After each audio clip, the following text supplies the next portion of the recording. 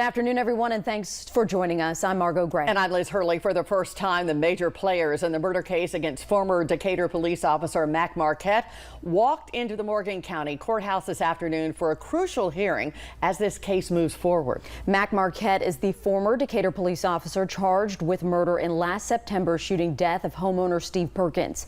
That shooting sparked large protests that still continue to this day in the River City. Today's hearing is about whether to make the temporary gag order in this case permanent, determining what the people involved in this case can and cannot say publicly before the trial. And of course, to pinpoint the person who leaked police body cam footage publicly, video the district attorney believes threatens the integrity of this case. We have team coverage now. WAFF 48's Savannah Sapp is outside the courthouse getting reaction from the public. And 48's Matthew King is monitoring the back and forth in the courtroom. Matt, let's start with you today. At issue here is DA Scott Anderson, who wants to know who leaked that video of the shooting to a right-wing blog. Liz, everybody was just sat down in the courtroom just a few minutes ago as District Attorney Scott Anderson hopes to get to the bottom of this. We're still waiting to learn more information about what's going on inside this hearing.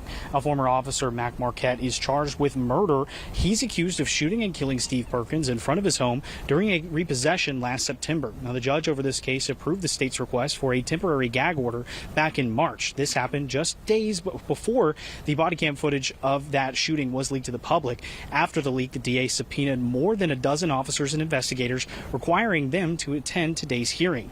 We're expected to learn who leaked that footage to a conservative news outlet during today's hearing. Along with that, Marquette's team wants the gag order lifted, claiming it prevents them from interviewing witnesses. We will have complete coverage as we continue this, and I will add, our eyes and ears inside 48's Dequan Lee has told us he has to turn his phone off, so all the information being shown inside from witnesses to the members of the public, we'll all have to wait until that hearing is over to get all the rest of the information, but we'll stay on top of it as it develops. Reporting live in Decatur, Matthew King, 48 on your side.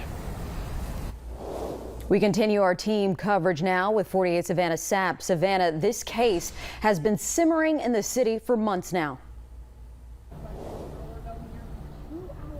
Yeah, Margot, and it simmered for a little bit longer today because there have been multiple delays. The hearing was originally supposed to begin at 1:30, but due to other cases happening on the fourth floor where this hearing is supposed to take place, it's been pushed back quite a bit. But during that waiting period, I've seen a lot of people head into the courthouse today, multiple city leaders with Decatur, and of course the Perkins family and protesters with Standing in Power all heading inside today into the Morgan County Courthouse for this hearing.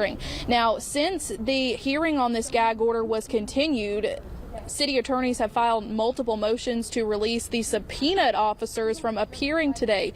Over a dozen Decatur police officers are expected to be inside the courtroom today to address that recent leak of the body camera footage of Steve Perkins' killing. Earlier this week, attorneys for Mac Bailey Marquette, that officer indicted for murder in Perkins' killing, has also filed a motion opposing this gag order. But I spoke with Terrence Atkins, member of Standing in Power, who believes this gag order should become permanent. What happened with the video and 1819 News is egregious. We tried to have transparency and fairness to the community, and it was so hard for us, the community and the family, to see the footage and for it to be leaked so easily by someone potentially in Decatur city leadership is disheartening. Now, as you heard from our Matthew King, Dequan Lee is inside the courtroom. He has been told that no phones are currently allowed. So we, again, will have to wait until this hearing is over to determine what will happen. We'll keep you up to date. We're going to be standing by. We'll bring you more updates as we get them coming up at 5. Reporting live in Decatur, Savannah Sapp, 48 News on your side. Thank you, Savannah. The backdrop, of course, to all of today's events leads into another big one for the city. Decatur's third Friday Street Festival will be held tonight.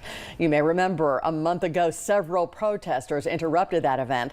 A handful of them were arrested or detained on scene. That includes Steve Perkins' widow, who was briefly held before being released. Protest organizers say they intend to be at that festival again tonight.